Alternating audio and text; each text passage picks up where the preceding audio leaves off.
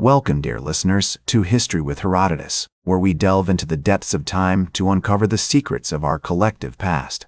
Today, we embark on a journey to explore one of the most pivotal battles in human history, the Battle of Cannae, which took place on a fateful day in 2116 BC. As we traverse the landscape of ancient Italy, let us set our sights on the rolling hills and verdant plains of Apulia, where the armies of Rome and Carthage would soon clash in a struggle that would shape the course of Western civilization. As we gaze out upon the horizon, we find ourselves in the midst of a complex web of alliances and rivalries forged in a fire of conquest and ambition. The year is 2018 BC, and Hannibal Barca, the brilliant Carthaginian general, has set his sights on Rome, determined to avenge the defeat of his father Hamilcar at the hands of the Romans in the First Punic War. Hannibal's plan was to march his army from Spain across the Alps and into Italy, where he would challenge the Roman Republic for dominance. We find ourselves in the city of New Carthage, in southern Spain, where Hannibal has been gathering his forces and preparing for the long journey ahead. The city is bustling with activity as soldiers, merchants, and traders hurry to complete their tasks before the army departs. The sound of hammering on metal, the smell of freshly baked bread, and the sight of rows of neatly arranged tents all contribute to a sense of excitement and anticipation. As Hannibal leads his army out of New Carthage, they begin their journey across the Alps, facing treacherous mountain paths, raging rivers, and hostile tribes. The harsh conditions take their toll on the army, but Hannibal's leadership and strategic genius keep them motivated and focused on their goal. They cross the Rhone River, march through the territory of the Gauls, and eventually enter Italy, where they are met with a mixture of curiosity and hostility by the local inhabitants. The Roman Republic, meanwhile, is slow to respond to the Carthaginian threat. The Roman consul, Publius Cornelius Scipio, is sent to Spain to intercept Hannibal, but he arrives too late and Hannibal's army has already crossed into Italy. The Romans are forced to regroup and reassess their strategy, leading to a series of skirmishes and battles that will ultimately culminate in the Battle of Cannae. As we explore the earliest history of the Battle of Cannae, we see a complex interplay of politics, diplomacy, and military strategy. We witness the rise of Hannibal as a brilliant and fearless commander, and the Roman Republic's struggle to respond to the Carthaginian threat. The precursors to Cannae have been set in motion, the rivalries, the alliances, and the strategic maneuverings that will soon culminate in a clash of arms that will shake the foundations of the ancient world. It's the summer of 216 BC, and Hannibal's army has been campaigning in Italy for nearly 2 years. Despite being outnumbered, Hannibal has won several victories against the Romans, including the Battle of the Trebia and the Battle of Lake Trasimene.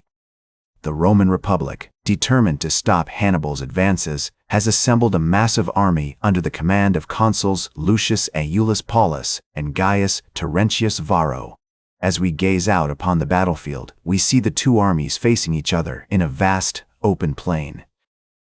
The Romans have deployed their traditional triplex acies formation, with the most experienced soldiers in the front line and the less experienced troops in the rear. Hannibal, however, has adopted a more innovative tactic. He's placed his weakest troops in the center of the line, while his most seasoned veterans are positioned on the flanks.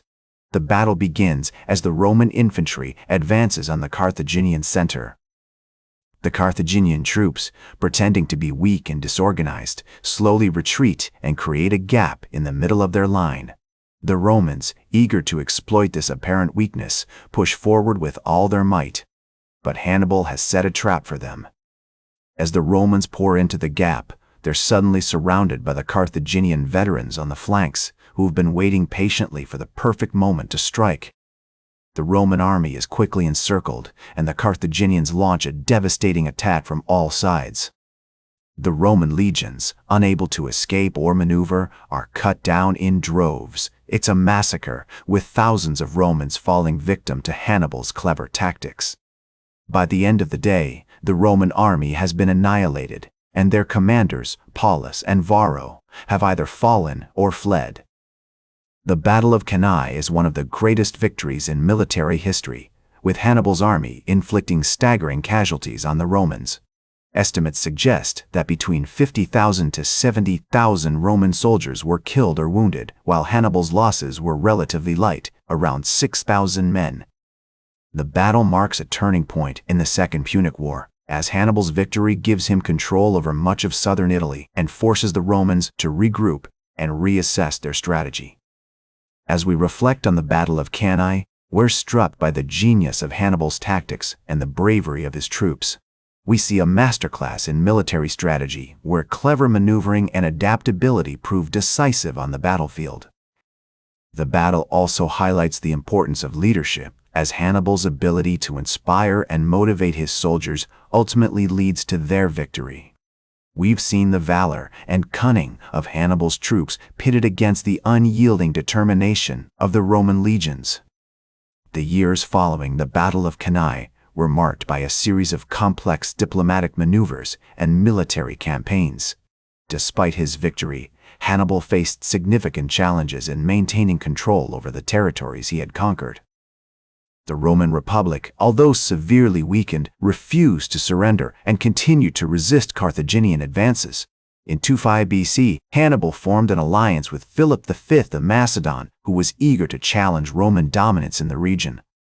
However, this alliance ultimately proved unsuccessful, as the Romans were able to defeat the Macedonians in a series of battles.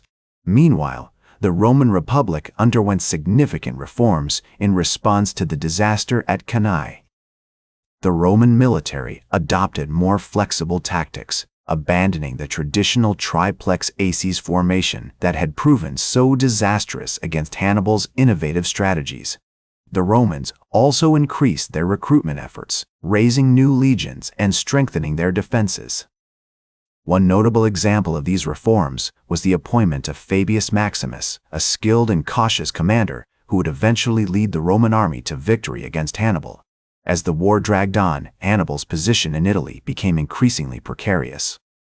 In 212 BC, he suffered a significant defeat at the hands of the Roman general Quintus Fulvius Flaccus, who recaptured the city of Capua and forced Hannibal to abandon his siege of Naples. The following year, Hannibal's brother Hasdrubal attempted to march to his aid from Spain, but was defeated by the Romans at the Battle of the Metaurus River. This defeat marked a significant turning point in the war, as it prevented Hannibal from receiving much-needed reinforcements and forced him to fight on without support. Despite these setbacks, Hannibal continued to wage war in Italy for several more years. However, his ultimate goal of defeating Rome and securing a lasting peace proved elusive. In 203 BC, he was recalled to Carthage to defend the city against a Roman invasion led by Scipio Africanus. The Battle of Zama, fought in 2002 BC, marked the final defeat of Hannibal's army, and the Second Punic War came to an end with the Treaty of Peace, which imposed harsh terms on Carthage. The legacy of the Battle of Cannae extends far beyond the ancient world.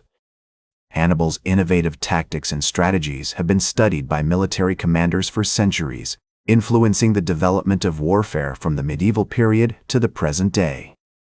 The battle also marked a significant turning point in Roman history as the Republic began to transition from a city-state to a dominant world power.